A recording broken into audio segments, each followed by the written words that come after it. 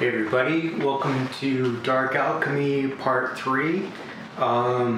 So I'm just going to warn you in advance, this is a little bit anticlimactic. I felt like Dark Alchemy, it seems like kind of like the tutorial mission at the beginning of like every RPG, where it's like, this is how you move, this is how you shoot, you have a wizard, you have an apprentice, and all that.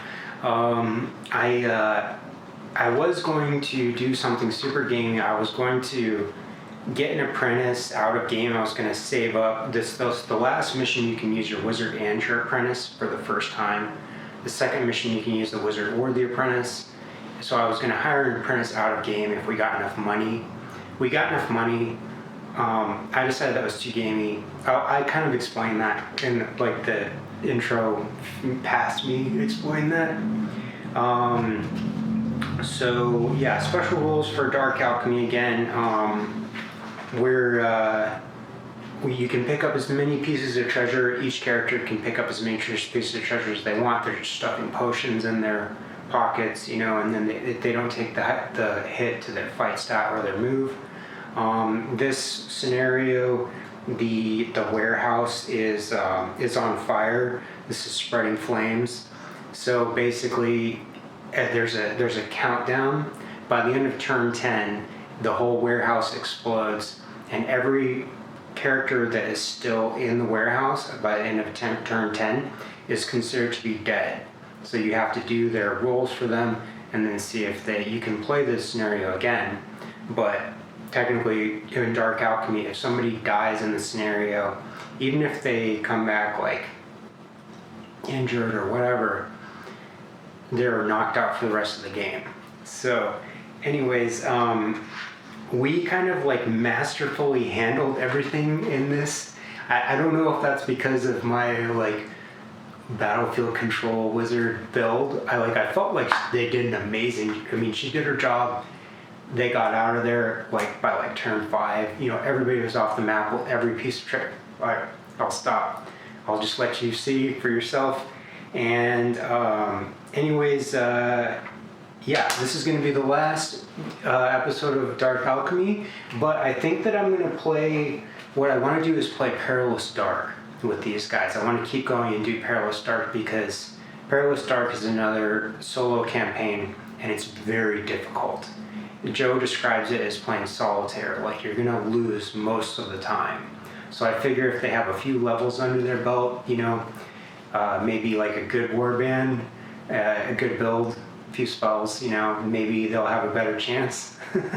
So this is how I'm like social distancing as I'm playing these games by myself. If you go on I can't go to my friendly local gaming store to play because they're not letting people play in the store. You have to have a mask and everything, and some of them are even doing like curbside. The strip clubs are open in Denver. You can go and get a lap dance, but you can't go to your friendly local gaming store to play Frostgrave. Or, go on I'm Game For and find people who want to play or whatever. So anyways, and my D&D friends are more interested in playing D&D because we have some awesome campaigns going on. But I'm really enjoying this. You guys seem to be really enjoying this. It's been a lot of fun doing this series, so definitely going to be more Frostgrave. There's going to be I'm working on a lot of terrain, so I think that's going to be next, and then we're going to do Perilous Dark. So anyways, we'll get on with the rest of Dark Alchemy. Okay, so since Dark Alchemy 1, Visha has leveled up to level 3. Well, she leveled up twice in the last game. She leveled up once just from all of her spells, and then they got all the pieces of treasure. In Dark Alchemy, a piece of treasure is worth 25 experience, so getting all 4 pieces each mission will level you up once, and then she leveled up from her spells. It's too bad it doesn't seem like you get experience from killing skeletons, because she probably would have leveled up again from doing that.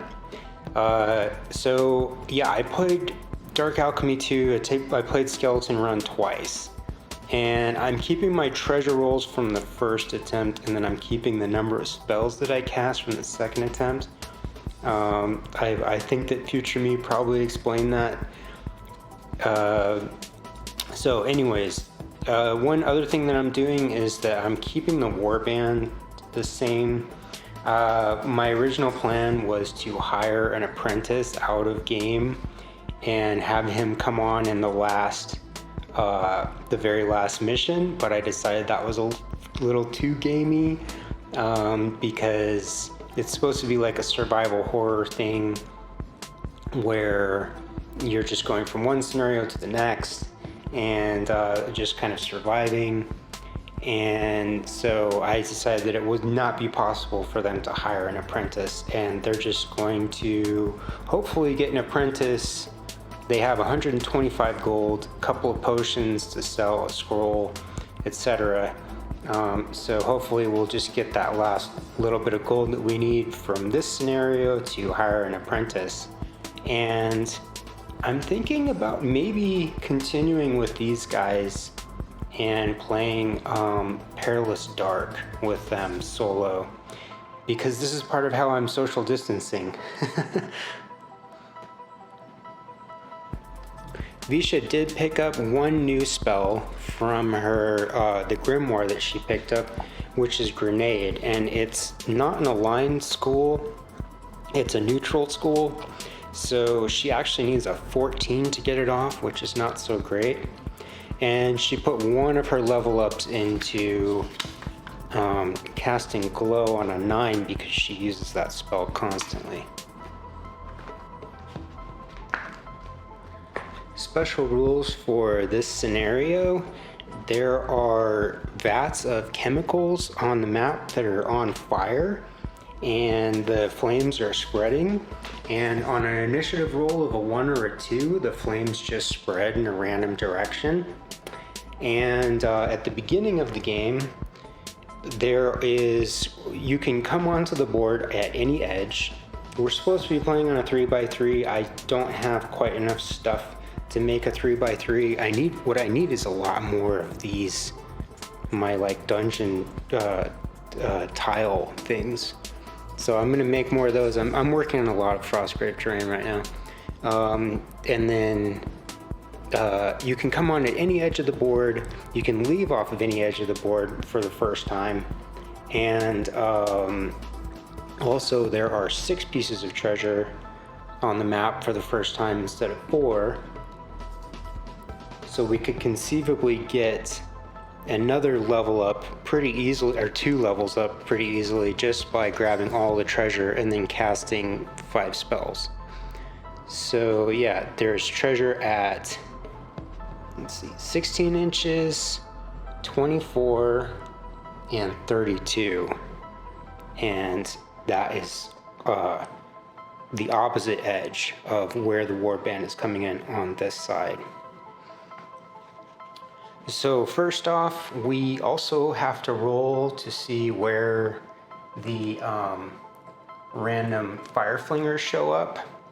So they just show up next to the treasure, and there's 6 pieces. So I'm just gonna go, yep, that's 6. So I'm gonna say that that's this piece of treasure right here.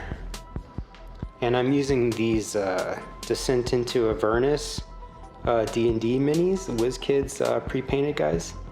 Yeah, it's the first time that you've seen anything pre-painted on my channel, but I thought that they were perfect for this scenario. I just like them. I think they're really cool.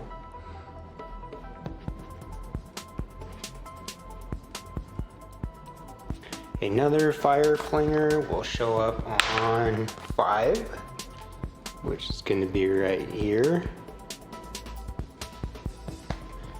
Another fire flinger is on 2, which is over here. And the last fire flinger is on 6 again, which is right here. And also, they can move through this fire and not take damage. They're constructs.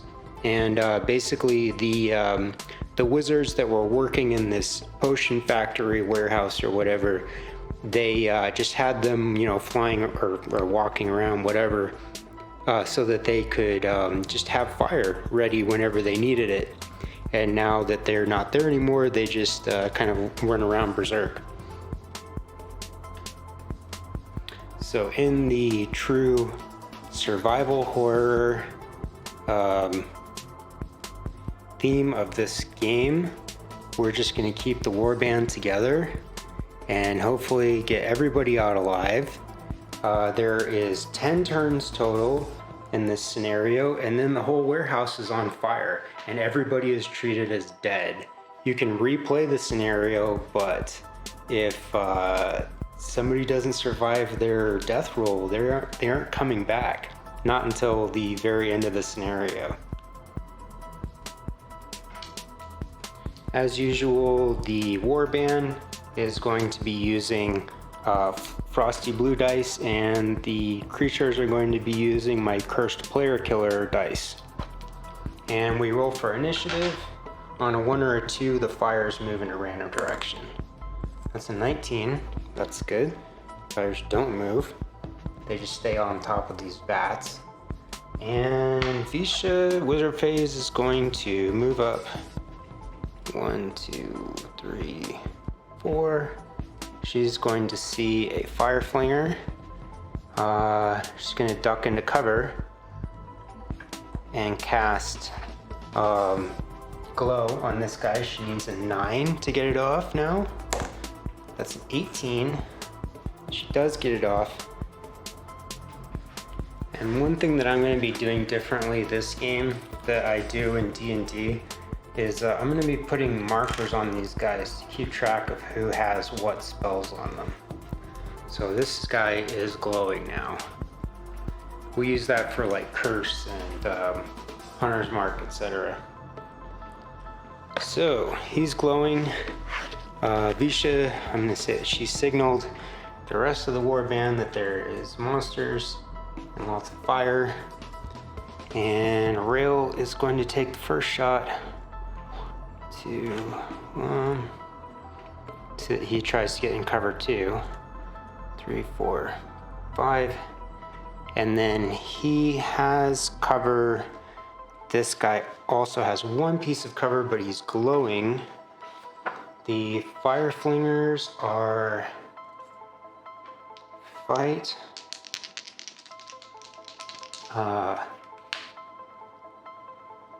Fight +1. So that's good. So because of his 1 piece of cover, he is armor 12. Come on, Rail. Hey, there we go. And they are beefy though. So he has, that's a 13 that does hit, that gets past his armor. With the glow, that's he's shoot +2. 15 plus the glow is 18, so that gets his past his armor of 12, but it only does 6 damage to him, and he still has 6 hit points left. So Crag is going to come up. 1, 2, 3, 4, 5. Try and, oh, you know what? Actually, he had that piece of cover, so that would put him at, he has 7 hit points left, so that's a 5. And then Crag is going to take another shot on him. Again, glowing. Crag is shoot +3. That's a 14 against a 6, and again, that's good. That's shoot +3, so 17 +3 for glow is 20. His armor is 12. That's enough to take him out.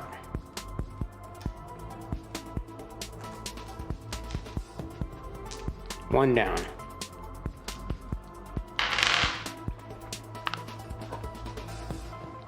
Kiliax is going to come up 1, 2, 3, 4, 5, and then spot these guys.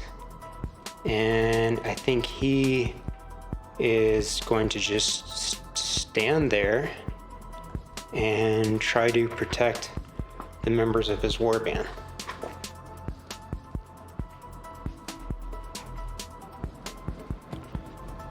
So first off, creature phase. These fire flinger guys are just gonna go ahead and move up, and they want to get within 6 inches of the warband and then shoot fire at them. 3, 1, 2, 3. Yeah, he'll just stop here. They aren't necessarily intelligent, they just have special rules, so I'm not going to put him in cover, but he is going to throw fire at Kiliax.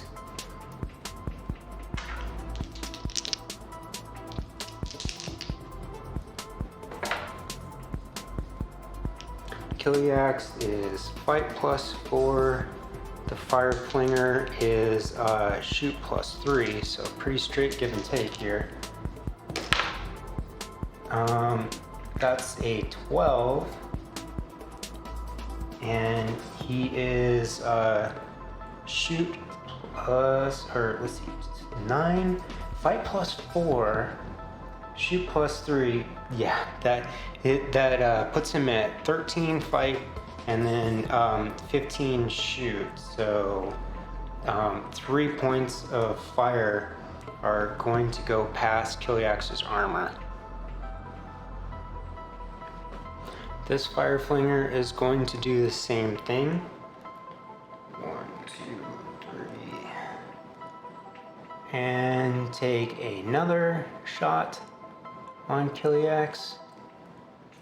Once again, Kiliax is fight +4. Fire flinger is shoot +3. And ooh, Kiliax is taking a beating. Poor guy. So shoot +3. That puts him at 2 more points of fire damage. This fire flinger is going to move up 1, 2, 3, 4, 5. 1, 2. Ready to shoot some more fire.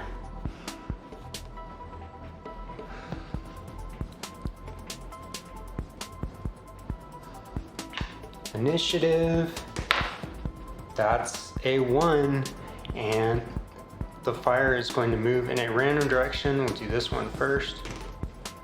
It moves, let's see, how many inches? It's going to move 1, 2, here, and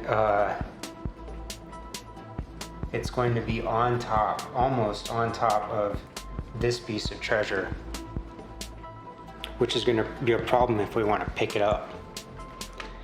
And this one is going to random move this way. 1, 2, putting it over there.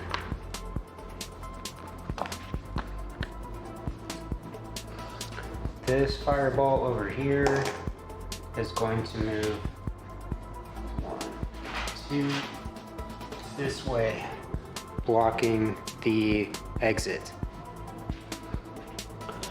Wizard phase, Visha is going to heal Kiliax. She needs a 10 to give him 5 hit points. That's a 16. She gets it off.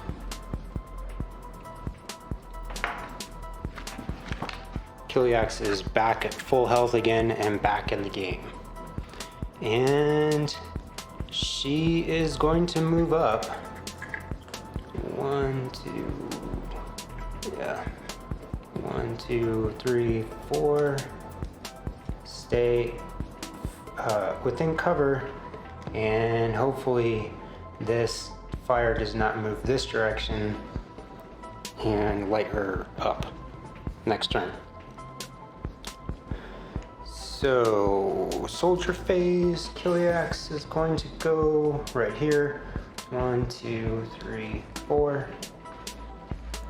He's going to fight this this fire flinger right here, and he is fight +4.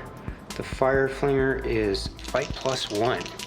But it's better to get these guys in melee than to shoot them.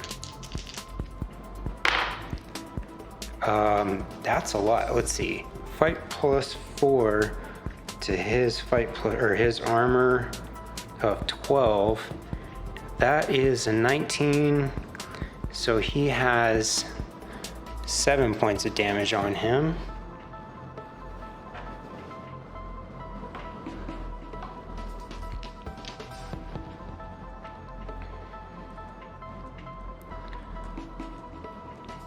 Crag is going to move up 1, 2, 3, 4, 5, and he's going to reload. And Rail is going to take a shot on this guy. Let's see. Shoot +2 to the fire flingers, fight +1. Not glowing, but that's still 17 to a 4, and that puts 5 points of damage on him.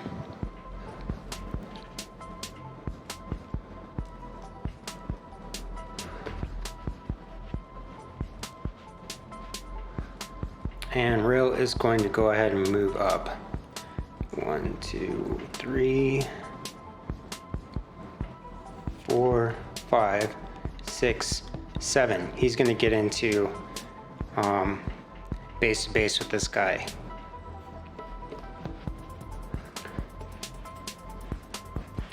Creature phase. Creature phase. This fire flinger is going to move up. 1, 2, and 1, 2, 3, 4, 5, 6. He's going to take a shot on Blvck. I would almost give her full cover. He's just going to move 1 this way so he can take a shot on her. So that will put her at fight +3 to his shoot +3. So very straight give and take right here.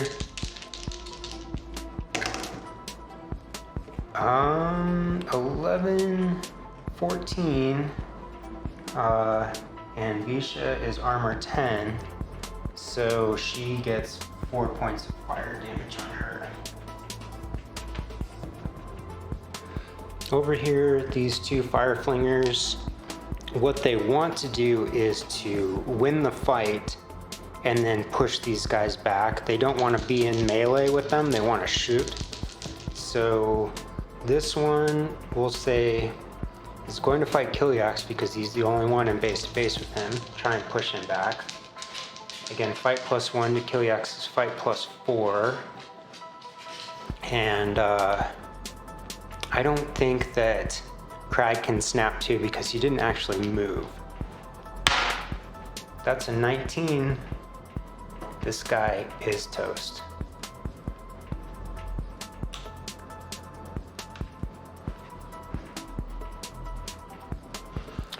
Up here, this guy, same thing, except for Rail is fight +2 to his fight +1.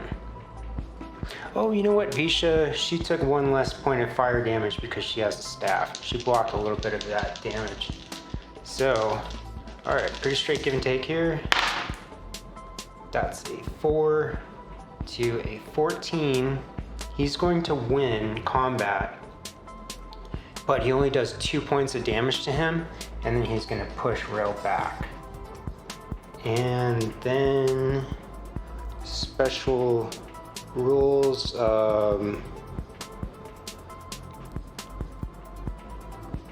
Yeah, it just they just push whoever's fighting them back, and then they shoot at them the next turn. They don't try and move farther away.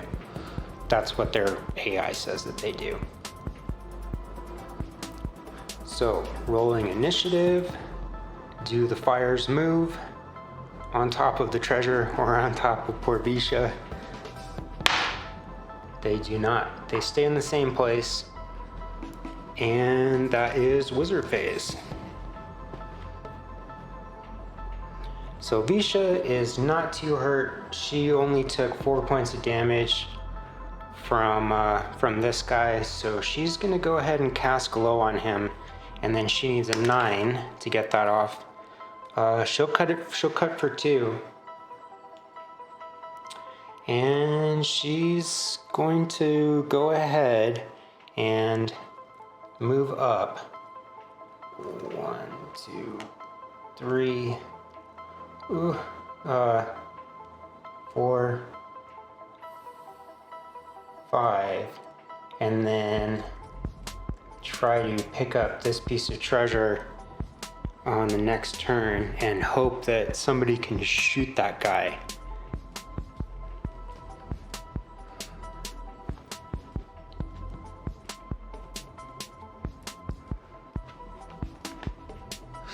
Soldier phase, Kiliax is going to go first. He's going to try and chop this guy in half. 1, 2, 3.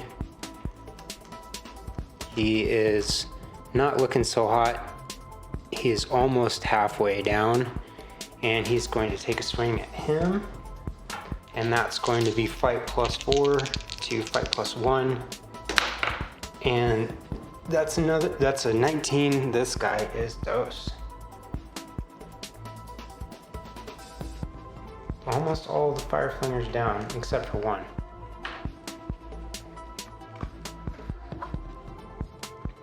And Rail is going to take a shot on this guy.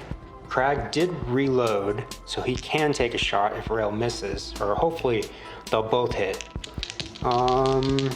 That is going to be shoot +2, +3 for glow to his fight +1. 18 to a 13, that's a whole lot of damage. That's a 23, and he is armor 12. Or sorry, armor 12.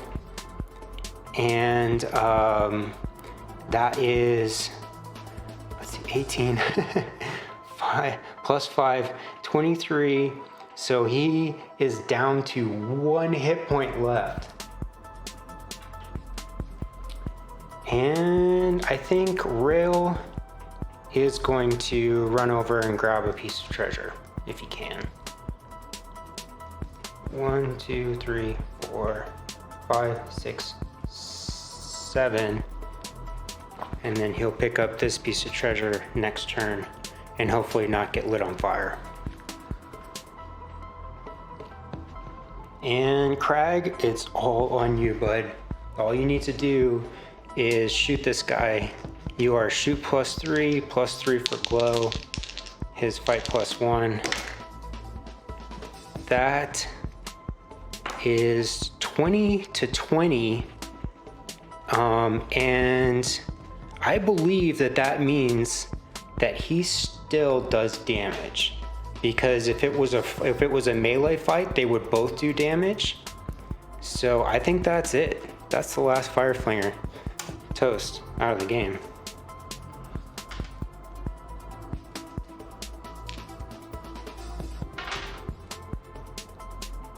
So rolling for initiative, do the fires. Roll on top of any of these guys. 17, no, they stay in the same place.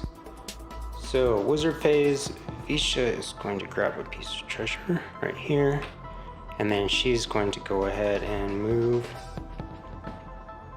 Visha's going to move up 1, 2, 3, 4, 5, 6. Hopefully pick up that piece of treasure on the next turn. Over here, soldier phase. Oh, you know what? Sorry, I forgot to move Crag. Crag would have moved up as well. 1, 2, 3, 4, 5. With his movement. No, actually, you know what? No, he doesn't need to reload. He doesn't know that. He'll reload. Fine. Retconning. So Rail is going to pick up this piece of treasure. And then he is going to start heading off the board. Actually, he'll just get... Is he going to just run off the board? No.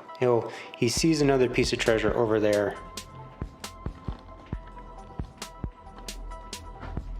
Rail is the fastest. He's going to try and run over and grab that one. 1, 2, 3, 4, 5, 6, 7. And Killiax is going to run up behind Boss Lady. 1, 2, 3, 4, 5, 6, 7. Move. Crag is going to do the same thing. 1, 2, 3, 4, 5, 6, 7. Wizard phase. Visha is going to pick up a piece of treasure right here. And then start running towards the last piece of treasure. We're only on turn 4 now. 1, 2, 3, 4, 5, 6. So hopefully we will be able to get off the map next turn with everybody alive and well and having lots of treasure. It's all 6 pieces of treasure. Ooh, yeah, Killiax is going to go this way. 1, 2, 3, 4, 5, 6, 7. Move over there. And Crag is going to do the same thing. 1, 2, 3, 4, 5, 6, 7. Over here, Rail is going to go 1, 2, 3, 4, 5, 6, 7. Grab this piece of treasure. Yoink. And hopefully everybody gets off the map next turn. Rolling initiative. Even it doesn't matter, the fires cannot go anywhere and burn everybody, and we have plenty of turns to get off the map.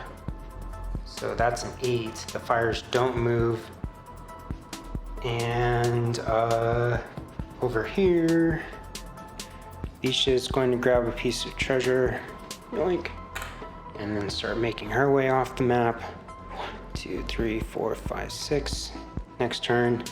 And Killiax is going to run over, grab a piece of treasure. 1, 2, 3, 4, yoink. And Crag is just going to get off the map. Alright, last round. Do the fires move? Nope. And everybody gets off the board safely. Okay, treasure rolls on the Dark Alchemy treasure table. We got all 6 pieces of treasure. Visha cast just enough spells to get her another level up with the spells that she's already cast. So she is now level 5. And we got 6 treasure rolls. So let's see what we got. 17. That's a oh no, that's a magic item. Nice, awesome. Let's see. Second roll. 13 is 2 potions and 20 gold. We're getting really close to having enough gold to buy an apprentice. And 14 is 2 more potions and 30 gold. Pretty sure that gives us enough gold to get an apprentice. And, you know, potions, you can sell potions too. And fourth piece of treasure, it's 2, 20 gold. Come on, give me a grimoire, give me a grimoire. Another 1, 15 gold. And last one, 15 is 3 potions. Not bad.